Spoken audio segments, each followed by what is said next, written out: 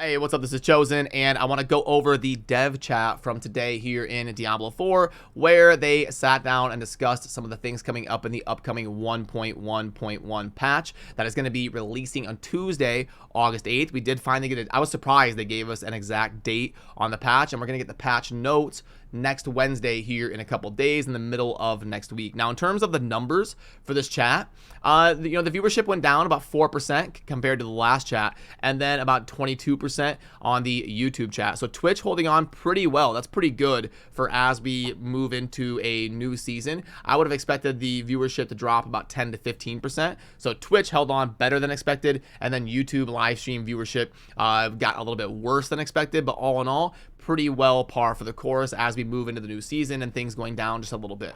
So, okay, there was a lot going on in this patch, and I might not go over every single thing word for word, but I do want to address some of the things that really stood out to me and keep you in the loop here with my thoughts. So, some of the overarching theme of what they talked about here was mainly focusing on the effectiveness of the Barbarian and the Sorcerer. They definitely got the most changes of all the classes, and it's going to be time to really go in game and test some of these things. They were also going to be addressing uniques, and they posted an example here of the Hellhammer, where instead of rolling with the damage to crowd-controlled enemies, it's going to be doing critical strike damage instead. And that's very important because these uniques, you can't re-roll the stats on them. So obviously, if they don't function within the way that players are going to build a character to use them, then they end up just kind of being a worthless item that players aren't going to want to put in their build, and it's going to be a feels bad. So they are going to be changing some of the stats that are rolling on these items. Now, for the powers that change on unique items, I believe that's going to go live on the patch. But if you want a version of the item that has the new stat rolls, I believe you're going to have to find a new version of that item and get it to drop again. And then also they wanted to go through and do some of these different aspects in game that have negative effects on them, or certain uniques that bring negative effects. And the example they gave was the Hydra aspect for the Sorcerer, where it is going to give you an extra Hydra, but it's going to reduce the duration. And it kind of feels bad because it can make your build worse in a certain way. And it's like you have to pick something at the cost of a trade-off. And what they're going to be doing is trying to go through and remove stuff like that, so that when you actually equip something, it's just a straight up gain, and you don't have that like feels bad of something getting worse in a certain way. And they posted some slides showing stuff like this, and you can see right here where we got the Serpentine aspect is going to change to you may have one additional Hydra active, which that was always the case, and then Hydra's duration is increased. So not only are they removing the negative effect, but they're actually going to be flip-flopping it to a positive effect instead. And I think that's a way better way to go about it. I agree with them on the design choice, and I'm glad they're realizing this early in Diablo 4's lifespan. It's going to make a lot of these builds function and feel a lot better. And then as we move into talking about some of the changes that happened, I'm not going to go through and read them all like word for word, but I'll try to give you like an overall thought process here. So with the Sorcerer, there was a lot of pretty significant buffs, and especially with like aspects and the Paragon tree as well, that are going to need to be tested in game. But it looks like they were really trying to address Fireball and Meteor and then burning damage, which like it's going to be tough for burning damage to ever compete, because you kind of have to sit there and wait for the burning damage to tick down, and it's not really going to be viable for like a speed farming setup when you're trying to run through and just blast stuff down as fast as possible. But what they can do is explore things like you apply a bunch of burns with like firewalls and stuff all over, and then you could use something like Fireball to detonate current burning damage. So they're going to need mechanics to detonate that will help it kind of make fire viable. But fire will also be a good option in terms of like applying burns on bosses or on more difficult content that is going to be slower, where you can kind of like stay at a distance and apply burns and then wait and stay safe until things die. And all in all, I mostly liked what they were doing with the Sorcerer. I think it's definitely steps in the right direction, and I think it's going to be worth diving into test one for sure to see how much more power we're going to get on the Sorcerer now that we've got all of these new legendary buffs and Paragon buffs and changes to some of these skills and all that. We definitely need to go through and retest a lot of this stuff. Then the Barbarian got some pretty significant changes as well. They're going to have a lot more reliable fear regeneration. I mean, look at this bash from 11 to 13. Flay from 10 to 13, Frenzy from 2 to 3, and I thought this was pretty crazy here. They've got this change right here with Gushing Wounds, where bleed damage dealt based on critical damage is going to scale 15% better, and then bleed damage when overpowering increased from 11% to 70%. So that's going to be a huge burst of damage coming out. That was one of the more significant buffs I saw on here. But Charge got a massive buff as well, going from 30 to 60. So definitely some big changes here on the Barbarian that I'm excited to run in and test as well. And then as they moved into some of the other classes, I thought it was really funny. They made kind of a side comment about how rogues are eating really well currently. So we're going to be focusing on other classes. So yeah, rogues are definitely one of just like the most consistent classes right now in terms of leveling, mid game, end game, speed farming, and all of that. But one thing about the rogue that I do hope they address is let's make archer rogue a thing. Everybody feels like they got to do twisting blades or some of these more like melee trap speed farming styles. It would be amazing if we could bring that archer archetype to life and really have it compete with something like twisting blades as well. And I don't know if we got enough changes here to the rogue to change how they're going to be played. I'm going to have to kind of look over it and test it, but I didn't see enough buffs to things like archery and stuff to seem like it's going to be as consistent as something like twisting blades, but I will keep monitoring it. Then some of the stuff that stood out to me for the Druid was similar to the Barbarian, going to be getting a little bit more reliable resource generation and management, and then also trying to help make the pets a little bit more viable. The Ravens did get a pretty big buff. I mean, almost doubling from 13% to 20% right there on the passive damage, just kind of your Ravens running around pecking stuff. So they're trying to make the feel and flow of the builds flow a little bit better, along with helping some of the different things like your Ravens and companions and stuff like that.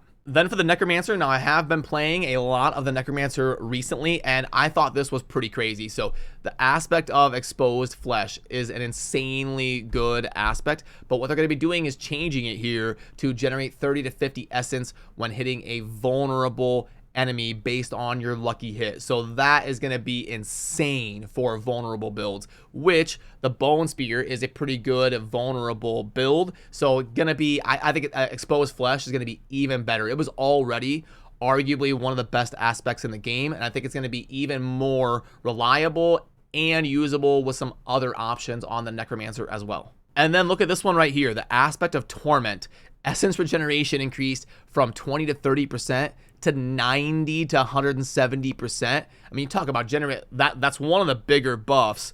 I mean, that's like quadrupled. I mean, it is 20 to 90 is like 4.5x, and then 30 to 170 is like 5 something x. So massive buff to the aspect of Torment. And then the unique here, this was good. They're going to be replacing the intelligence affix with bonus movement speed. That's great for the Greaves of Empty Tomb. Necromancer does need some options to get around the map a little bit better for sure. So that's going to help make a unique a little bit more viable. And then Temerity Pants. So Temerity Pants are an interesting one because they have a really cool role in the game, and it's a very solid unique, but it kind of falls off pretty hard. Like Temerity, the earlier you get it, it can seem really good. It's almost like not great early game, and then you hit a point in like that 50 to 70 range where Temerity Pants are really good, and then in the end game it really falls off. But what they're going to be doing here is having this scale a lot better with your life and barriers. So I think Temerity is going to be a really, really good item now, and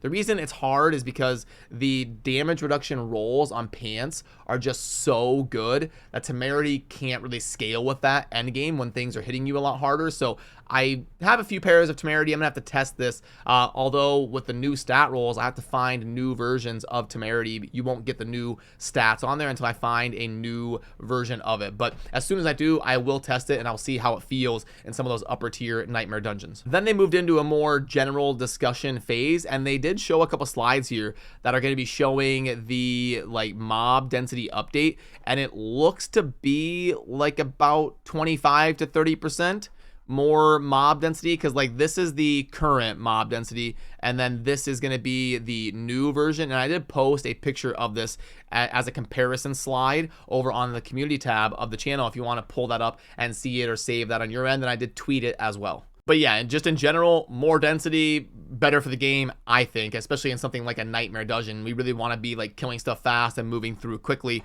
and enjoying clearing the content on all of our different builds. So I think that was a huge dub. They talked about how they do want to buff the minions for classes like the Necromancer and the Druid for sure. And they do want to give the Necromancer more mobility, but they did say it's kind of a careful balancing act because they want the classes to feel very unique and different.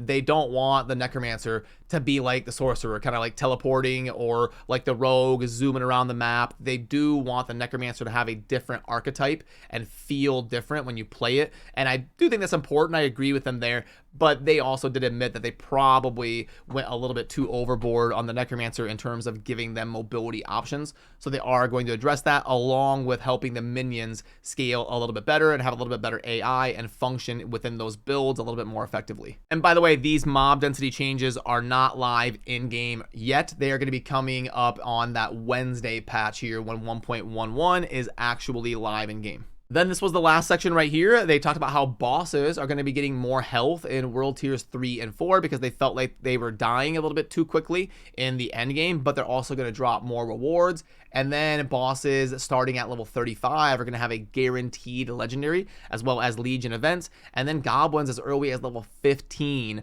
So about like 30 minutes to 1 hour into the game, goblins are forever going to be a guaranteed legendary after that. That's something that just makes sense. I mean, it's a treasure goblin. It should drop a legendary, and they're kind of tough to kill early in the game. It's not a guarantee. So I do think that is definitely a good change. I don't know why it's level 15 though. It should just be always. I mean, just say goblins are always a guaranteed kills, and I'd be happy with that. But this is definitely steps in the right direction. And then the new stash tab, look at that. So that is going to be a 400,000 gold add-on where you purchase kind of like those first ones that you get, and then they're going to be adding another one there for 400,000. So we'll be getting one more stash tab. And then would you look at that, they're actually backpedaling. I'll give them credit for this. They are taking the leaving dungeon from 5 seconds to 3 seconds. And I gotta give them credit. They did talk about how they did not address this properly, and they joked around about how they shouldn't have skirted that answer. And they talked about how the reason they made that change, they wanted to clarify after skirting around it. The reason was they felt like it was an opportunity for players to abuse the mechanic. If they get challenged in a dungeon, just go ahead and leave really quick in 3 seconds. And I did think that was one of the reasons that would be possible to theorycraft as to why, like hardcore players kind of leaving within 3 seconds, or people in softcore bailing out and resetting without having to die and all of that. But I was also wondering if they're going to try to sell within battle passes, if they're going to try to sell some of those fancy ways to teleport, like you know, the rogue like drops a smoke grenade as they're teleporting out of a dungeon or something, and they may want a little bit more animation time in order to make those cosmetics a little bit more fancy and enticing within battle passes. So I thought that was a possible reason for it, but it looks like they are reverting it. So it looks like it's not that, and they're going to be giving the players that 3-second quick leave dungeon again, which is great. They also realized that resistances are not hitting the mark, and they will be addressed in the future. That one's probably going to be season 2. And then good changes to mounts will be coming soon as they understand the issues like slamming into those barriers in the open map. And then VRAM issues will be addressed in 1.1.1. Yeah, so performance issues have been a thing with Diablo 4 ever since the beta, the memory leaks and all the craziness of blowing up your computer and having to restart the game and all that. So I really hope they get that ironed out as soon as possible.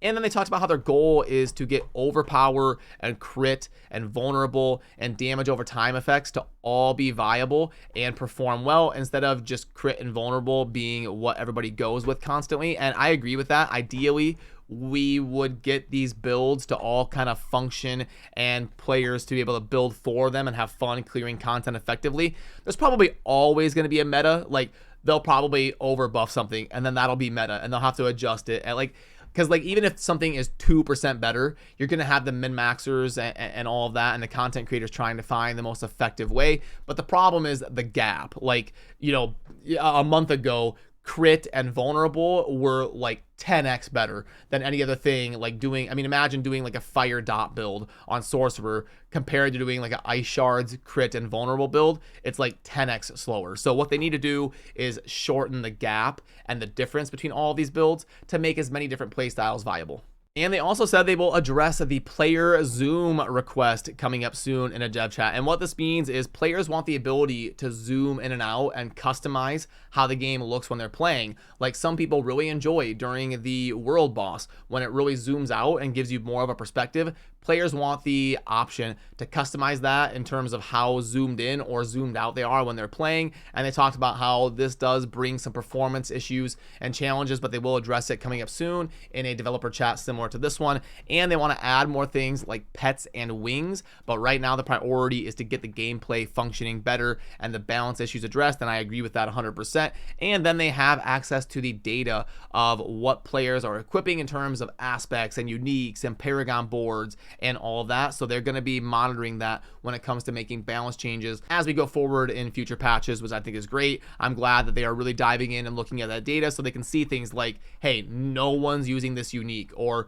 no one's using this aspect. Maybe we should look at buffing that in the future so that at least people can consider throwing that within their build. So all in all, I thought it was a pretty solid developer chat. I thought they were pretty candid and did a good job covering some of these different topics, and there is a lot of changes. This is a pretty robust, in terms of a mid-season patch, this is pretty robust. We usually don't see things like this in Diablo 3 and stuff like that. This is like a pre-season patch almost. So I really like the direction of getting in there and making changes fast. And then also how they're willing to talk with the community once a week or even like a couple times a month to sit down and have chats like this. I think this is really impactful, especially early in a game like Diablo 4. So yeah, I will host a poll over on the community tab if you would like to voice your opinion on if you liked or disliked the developer chat from today and all of that. But I appreciate you. It would mean a lot to earn your sub down below if you enjoy daily Diablo 4 content. I'll see you soon in the next video. Peace.